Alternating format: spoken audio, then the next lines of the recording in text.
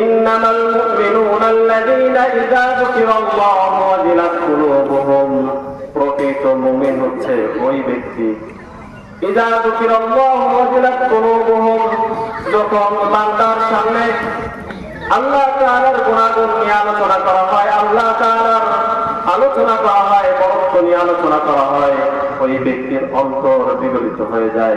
আল্লাহ তাআলার ভয়ে তার অন্তর প্রকম্পিত হয়। আল্লাহ তাআলার আলোচনা যখন হয়, রব্বে কারিমের আলোচনা যখন তার সামনে করা হয়, ওই বান্দার অন্তর প্রকম্পিত হয়ে যায়। জাহান্নামের ভয়ে তার অন্তর গলে যায়। সে জাহান্নামের ভয় করে জান্নাতের আশা করে। প্রকৃত মুমিন হওয়ার এক নম্বর গুণাবলী হলো আহলুল যিকির হইতে হবে, যিকিরওয়ালা হইতে হবে। সর্বদা আল্লাহ তাআলার স্মরণ থাকতে হবে।